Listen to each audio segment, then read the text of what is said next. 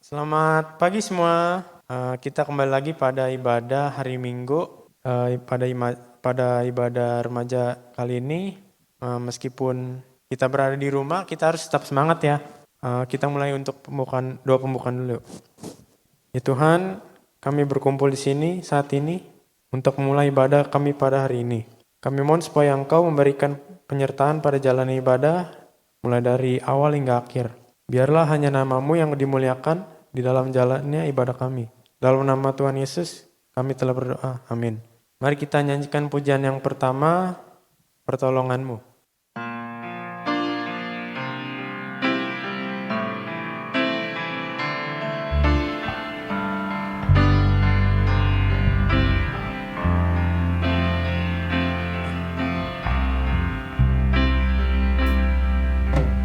Hatiku tenang berada dekatmu, Kaulah jawaban hidupku.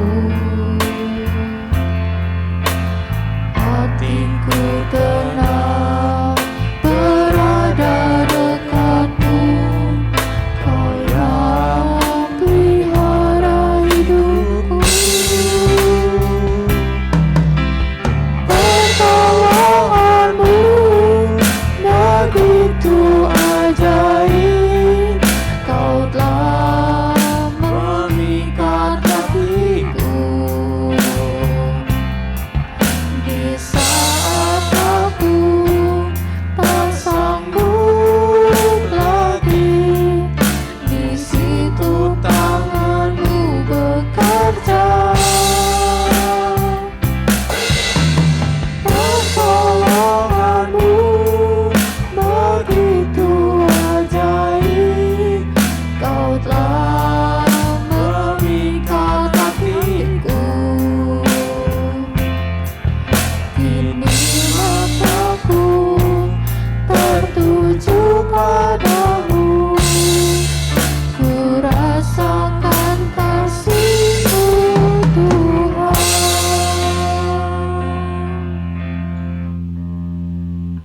Selanjutnya kita akan menyanyikan lagu untuk pujian pembukaan dengan judul Bagi Tuhan Tak Ada Yang Mustahil.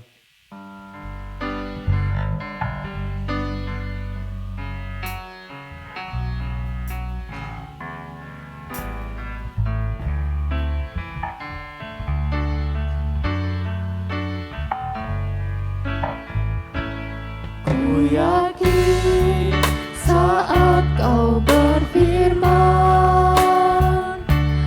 ku menang saat Kau bertindak.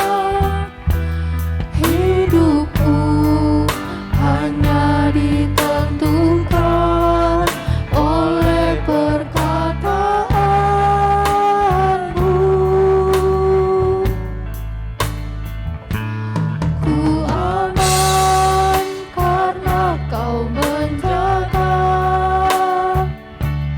ku kuat karena Kau menopang. Hidupku hanya ditentukan oleh kuasa-Mu.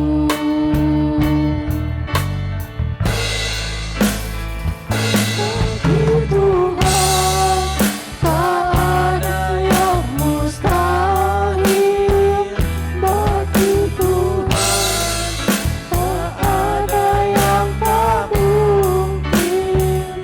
Mukjizat-Nya disediakan bagiku, ku diangkat dan dipulihkannya.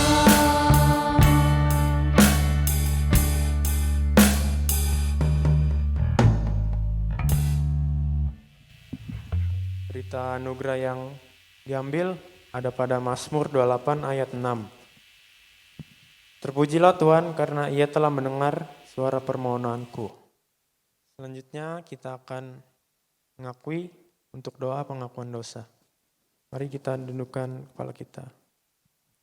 Ya Tuhan, kami sadar atas semua dosa-dosa yang kami lakukan, entah itu sadar atau tak sadar. itu adalah hal yang membuat murka Allah. Kami mohon ampun Tuhan atas dosa yang selama ini kami lakukan. Dalam nama-Mu kami berdoa dan mengucap syukur. Amin. Selanjutnya kita akan nyanyikan lagu untuk pujian firman Tuhan yang berjudul Kusiapkan Hatiku Tuhan.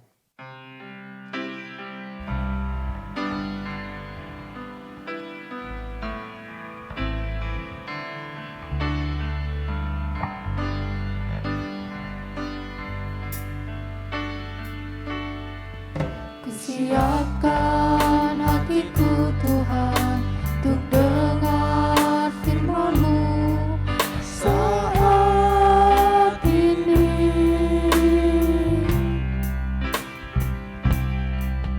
Ku sujud menyembah-Mu Tuhan, masuk hadirat-Mu saat ini.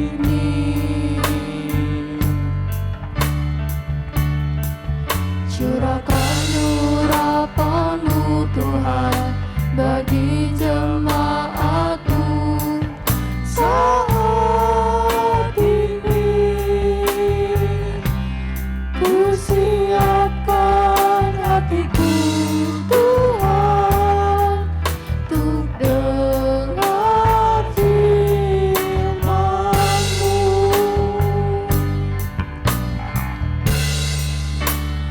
Firman-Mu Tuhan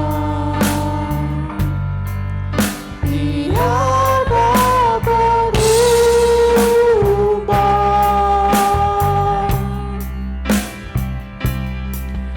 Dahulu, sekarang, selama-lamanya tiada berubah. Firman-Mu Tuhan, penolong hidupku.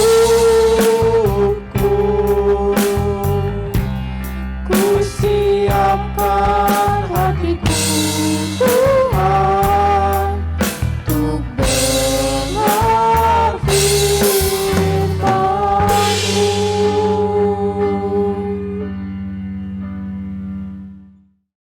Shalom, selamat pagi anak-anak pemuda dan remaja GKI Philadelphia yang dikasihi dan mengasihi Tuhan Yesus Kristus. Apa kabar? Semoga hari ini semuanya sehat ya, di dalam perlindungan, kasih, dan damai sejahtera Tuhan kita Yesus Kristus. Nah, sebelum kita menggumuli firman Tuhan hari ini, ayo kita sama-sama berdoa dulu ya. Tuhan Yesus, terima kasih buat waktu ini, di mana kami dapat berkumpul bersama-sama untuk beribadah dan kami dengar-dengaran, belajar serta menggumuli firman-Mu. Kiranya Tuhan Engkau menurunkan Roh Kudus-Mu bagi kami, Engkau menyertai kami semua, menyertai juga yang membawakan firman-Mu. Kiranya Tuhan melayakkan dan memampukannya di tengah segala kelemahannya. Tuhan Engkau menyertai dan memberikan Roh Kudus bagi anak-anak yang kami kasihi ini, yang tengah bertumbuh dan hidup di dalam era yang sungguh berbeda dengan kami sebagai orang tuanya. Kiranya Tuhan kami menyerahkan anak-anak ini ke dalam tangan-Mu. Tuhan Engkau yang mengerti kehidupan mereka dengan segala pergumulannya, dengan segala tantangannya, dengan segala kesulitan maupun segala ketidakberdayaan mereka di saat-saat tertentu. Engkau yang menguatkan senantiasa. Tuhan, kiranya dengan selalu dekat kepadamu, anak-anak kami ini dapat terjaga dari segala mara bahaya maupun dari segala kuasa sesat, kuasa jahat yang mungkin mengganggu mereka dan berusaha memisahkan mereka dari kasih Tuhan Yesus. Kami serahkan hari ini dan pembelajaran kami ini di dalam tangan-Mu. Kiranya dapat menjadi berkat bagi kami semua. Di dalam nama Tuhan Yesus kami panjatkan doa ini. Amin.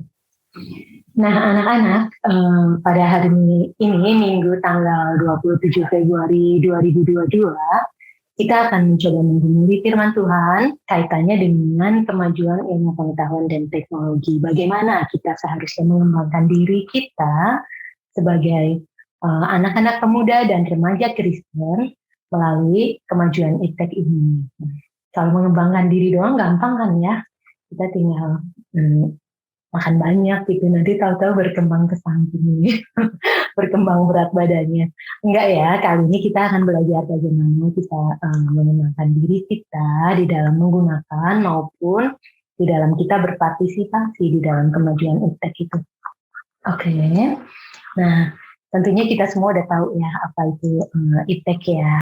Suatu ilmu yang mempelajari mengenai berbagai informasi dan pengetahuan terkait teknologi di berbagai bidang, pengaplikasian teknologi di berbagai bidang kehidupan kita. Nah, iptek itu awalnya sebenarnya tujuannya apa sih? Tujuannya pasti adalah untuk membuat hidup manusia ini lebih mudah, bisa lebih cepat, membantu kita menyelesaikan berbagai masalah, membuat kehidupan lebih maju dan lebih modern ya.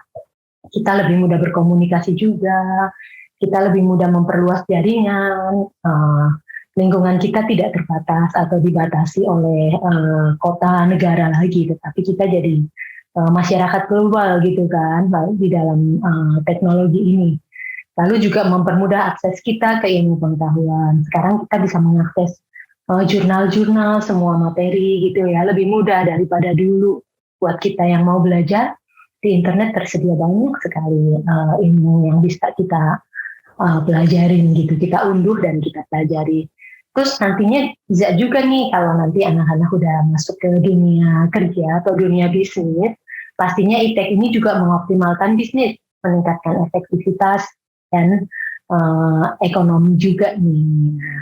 Sekarang kita mau ngebahas nih seperti apa kata firman Tuhan bagi kita untuk mengembangkan, menggunakan iptek ini. Nah, pastinya segala sesuatu ada dua sisi nih, sisi positif dan sisi negatif.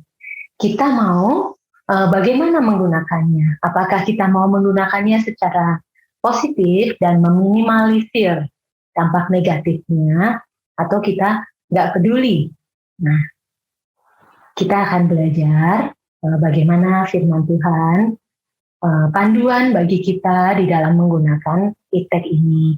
Nah, sebagai anak-anak yang optimis nih anak-anak, kita maunya jadi orang-orang yang optimis kan nantinya.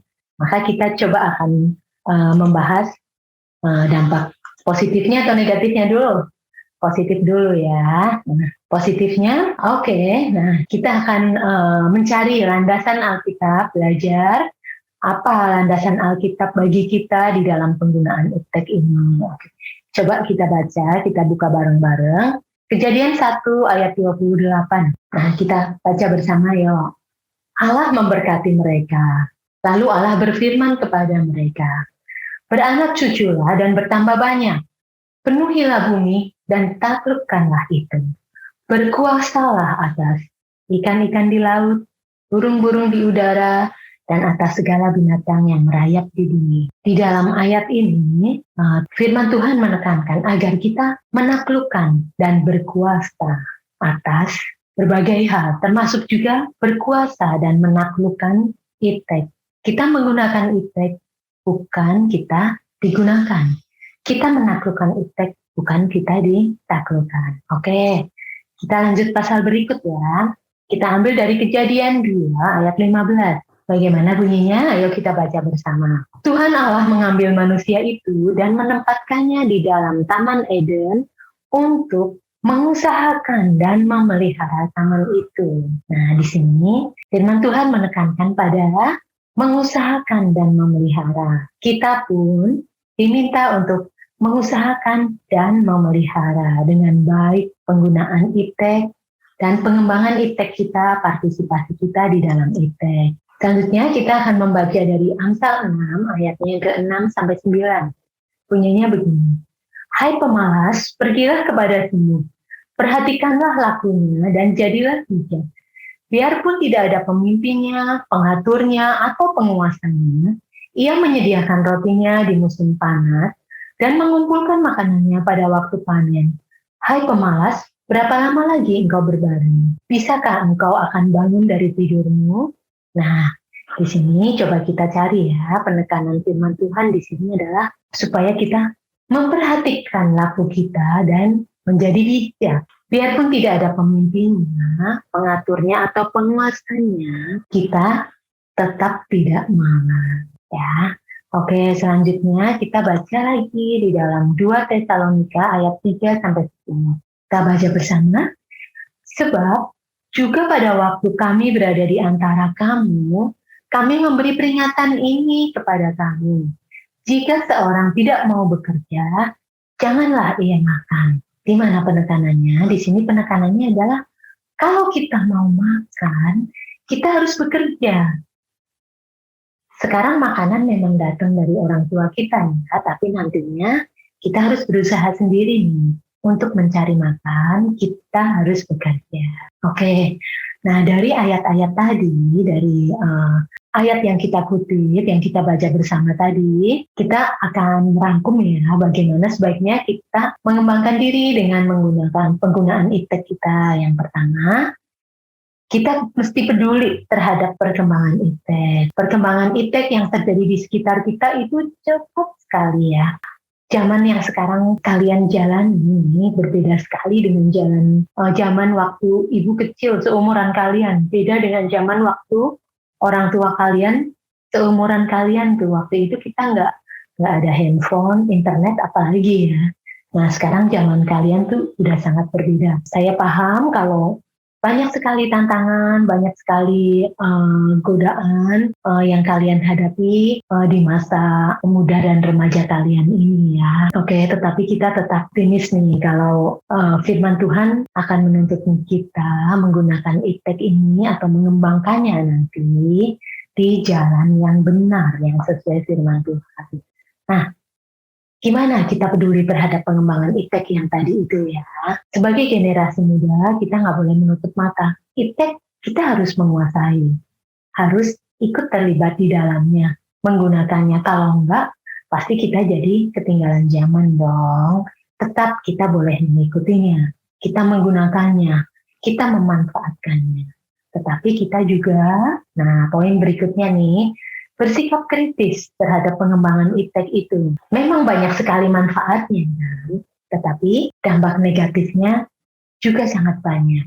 Bahaya yang kalian hadapi di dalam penggunaan iptek sehari-hari juga sangat banyak. Nah, nanti kita akan bahas apa saja dampak negatif yang perlu timbulkan awareness bersama ya, agar jangan ada yang terjebak di dalamnya. Nah, makanya kita perlu nih bersikap kritis. Kita nggak percaya begitu saja, nggak menggunakan dengan membabi buta iptek itu apa yang tersedia semuanya kita sediakan, tidak. Tetapi kita kritis dan kita selektif. Oke, nah maka kita harus poin berikutnya memanfaatkan iptek dengan sebaik mungkin. Kita filtering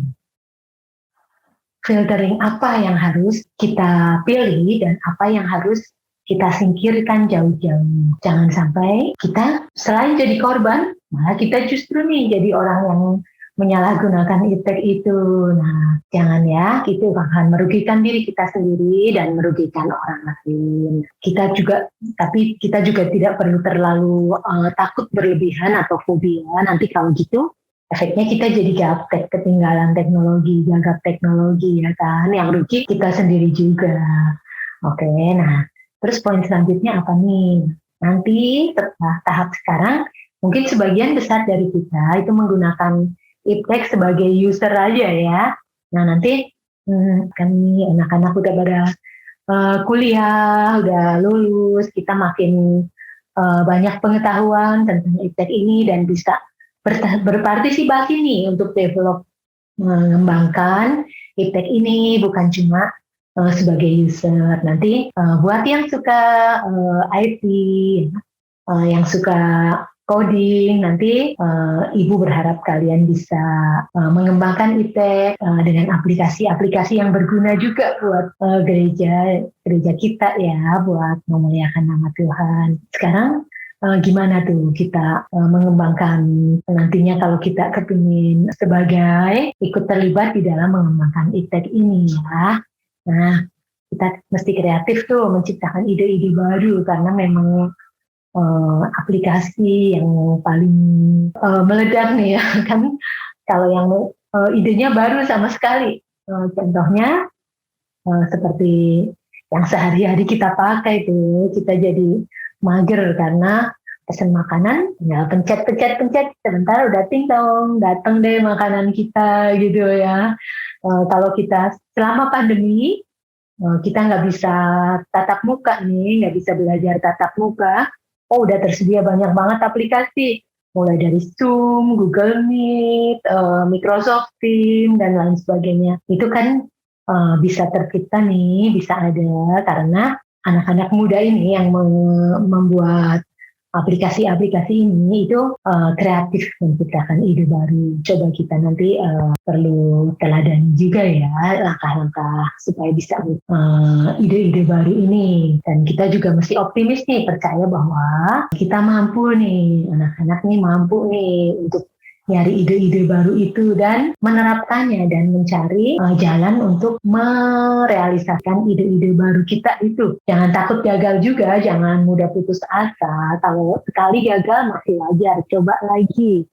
Terus jangan buang-buang waktu dan kesempatan juga karena segala sesuatu itu bisa booming, bisa bermanfaat itu kalau momentumnya tepat. Nah, terus paling penting cuma disebutin terakhir ya, jangan lupa untuk berdoa minta pimpinan Tuhan Yesus juga.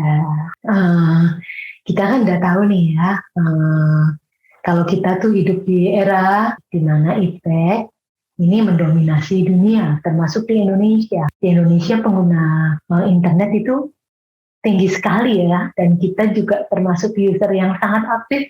Cuman aktifnya sayangnya masih kurang positif ya. Kalau pengguna internet di Indonesia terkenal sebagai pengguna yang cerewet dan yang komentarnya suka setajam silet nih gitu. Nah kita jangan jadi orang-orang yang seperti itu. Oke, nah di dalam era globalisasi ini tidak ada batas-batas negara lagi, tidak ada batas wilayah, karena kita tahu kalau kita udah jadi seperti warga negara dunia ya, negara, kota, dan sebagainya. Makanya, balik lagi, sesuai firman Tuhan tadi, kita harus menguasainya. Tetapi, kita juga harus menaklukkannya, bukan kita yang ditaklukkan. Nah, tadi hal-hal positif yang sudah kita sebutkan ya, tentang teknologi ini sekarang kalau kita cuma ngebahas positifnya aja, nanti kita juga khawatir kalau kita jadi menutup mata nih, kita anggap iptek ini sangat bagus, kita mendewakannya. Nah, kembali lagi seperti tadi bahwa di setiap hal kita harus cukup kritis untuk melihat ada sisi positif dan ada sisi negatifnya. Tujuan kita, tugas kita adalah mengoptimalkan sisi positifnya dan meminimalisir dampak negatifnya. Oke, tadi kan kita udah membahas positif, kita udah optimis nih bahwa iptek itu harus kita kuasai karena banyak hal-hal positifnya. Sekarang kita harus berhati-hati juga karena ada berbagai dampak negatif, ada berbagai bahaya yang mengancam juga di dalam iptek itu. Nah, contohnya iptek itu dapat menimbulkan kecanduan. Nah, kalau kecanduan nih terkait dengan waktu juga ya, kita jadi lupa waktu kalau udah berselancar di internet. Nah ini kalau masalah ini papa mama kalian pasti udah berkali-kali ingetin lah ya. Oke. Dapat membuat orang malas juga karena kita jadi mager nih, malas gerak apa-apa, order lewat online, apa-apa lakukan lewat telepon aja kebetulan lagi pandemi ya, kita nggak perlu tatap muka juga sama teman-teman kita. Nah, selain itu juga sebenarnya kalau kita menggunakan internet atau device kita secara berlebihan waktu ini, kita juga sebenarnya lagi melakukan polusi udara nih. Kita lagi berkontribusi terhadap polusi alam nih. Kenapa? Karena kita mengkonsumsi listriknya dibuat kita dapat dari PLN, pembangkit listriknya sendiri dibuat dari pembakaran batu bara yang pastinya mencemari udara maupun lingkungan gitu ya. Terus, nah ini yang mungkin kita perlu aware ya, itu dapat merusak moral juga. Kenapa? Karena banyak sekali resiko-resiko tentang berbagai hal terkait moral kita yang tersedia di internet. Nah, dapat juga internet itu disalahgunakan untuk kegiatan kriminal. Kita paham juga ya kalau saat ini ada banyak sekali berbagai tipe kejahatan kriminal melalui internet. Kita harus ekstra hati-hati, jangan mudah terperdaya, tertipu, atau terlalu mudah percaya sama orang-orang yang sebenarnya nggak kita kenal secara langsung, tetapi kita kenal melalui internet, entah melalui sosial media atau melalui berbagai aplikasi ya. Nah, contoh-contoh kegiatan kriminal yang dilakukan orang-orang di internet adalah misalnya masalah cybercrime, masalah phishing, carding, skimming, data forgery, sampai ada juga cyber terrorism ya, dan juga cyberbullying serta pelecehan seksual. Nah, anak-anak bagian ini saya tahu kalau kalian hidup di dalam bahaya yang mungkin orang tua kalian tidak mengetahuinya. Nah,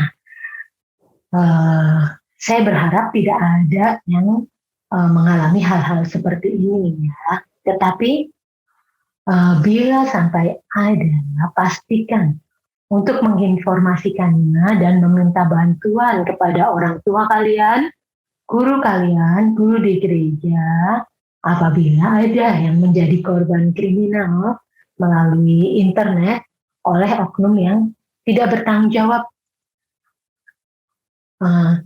Jangan takut ya, kita bisa mengatasinya, termasuk juga mengatasi kecanduan maupun pornografi yang tidak sengaja kita lihat ya. Bersama Tuhan kita bisa mengatasinya. Kalian semua mungkin kadang-kadang merasa hopeless gitu ya, susah sekali nih menyembuhkan kecanduan saya terhadap internet. Tetapi bersama Tuhan, kalian pasti kuat. Minta pertolongan Tuhan. Selain tadi, menghubungi orang tua kalian, guru, dan lain-lain. Coba kita mengingat kembali ya, firman Tuhan untuk kita ingat-ingat dan memandu kita di dalam kita menggunakan ilmu pengetahuan dan teknologi ini. Kita kepingin memaksimalkan dampak positif, dan kita meminimalisir dampak negatif, dan kita meminta hikmat dari Tuhan bagaimana kita menggunakannya. Dalam kehidupan kita sehari-hari, terus-menerus kita mendekatkan diri pada Tuhan. Kita mengingat juga bahwa anak-anak kita semua sebagai orang Kristen, kita punya panggilan dari Tuhan. Di dalam setiap aspek kehidupan kita, termasuk juga di dalam kita menggunakan feedback ini, kita ingat bahwa panggilan Tuhan terhadap kita adalah agar kita menjadi anak-anak terang, agar kita menjadi garam dan terang bagi dunia, termasuk bagi dunia ilmu pengetahuan dan teknologi ini. Nah, ayo kita komit ya, kita bikin komitmen nih, kita akan coba menjawab firman Tuhan yang tadi kita baca bersama-sama ya. Supaya kita ingat pada waktu kita menggunakan IT, kita ingat Kejadian 1 ayat 28. Tuhan Allah berfirman, taklukkanlah itu dan berkuasalah atasnya. Apa jawab kita? Lalu kita ingat juga Kejadian 2 ayat 15. Tuhan Allah mengambil manusia itu dan menempatkannya di dalam Taman Eden. Untuk apa? Untuk mengusahakan dan memelihara taman itu. Gimana komitmen kita atas firman Tuhan ini? Ayat ketiga yang kita pelajari tadi dari Amsal 6 ayat 6 sampai 9, supaya kita memperhatikan tingkah laku kita dan jadilah bijak. Bagaimana jawab kita atas firman Tuhan ini? Oke, dan selanjutnya kita 2 Tesalonika 3 ayat 10. Jika seseorang tidak mau bekerja, janganlah ia makan. Mari kita komitmen bahwa kita mau bekerja untuk makanan kita. Anak-anak, kita sudah sampai di akhir pembelajaran firman Tuhan kita pada hari ini. Mungkin Ibu kasih penutup sedikit bahwa supaya kita bisa tahu bahwa mengalami perkembangan menurut firman Tuhan atau tidak, kita perlu lakukan juga validasi atas mengembangkan diri kita tadi. Nah, gimana? Kita lakukan assessment untuk kita tahu nih secara berkala ya, assessment berkala apakah seminggu kemarin kita menggunakan internet, kita menggunakan iPad sesuai dengan panduan firman Tuhan tadi, apakah kita mengalami peningkatan atau kita mengalami kemunduran, makin dekat dengan arahan dan panduan Tuhan atau makin menjauh. Nah, setelah kita melakukan assessment berkala, kita juga bikin sasaran buat minggu berikutnya. Seperti apa sasaran kita buat yang sudah baik, kita tingkatkan. Buat yang ternyata belum ada perkembangan atau mengalami kemunduran, jangan putus asa. Kita lanjut di minggu berikutnya bersama Tuhan kita Yesus Kristus. Selanjutnya kita akan masuki persembahan. Mari kita berdoa dahulu. Kiranya Engkau Tuhan memberkati tangan-tangan yang memberi.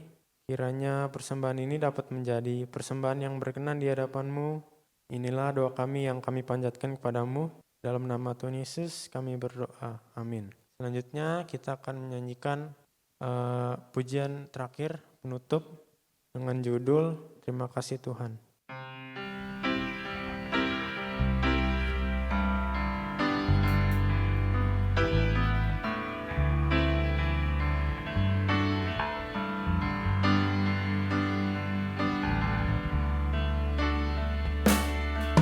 Terima kasih Tuhan untuk kasih setiamu yang ku alami dalam hidupku.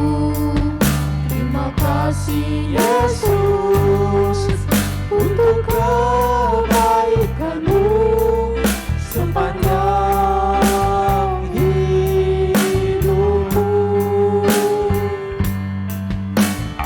Terima kasih Yesusku buat anugerah Kau beri setiap hari ini. Tuhan adakan syukur bagiku. Ibadat telah selesai. Sampai jumpa di minggu selanjutnya. Terima kasih.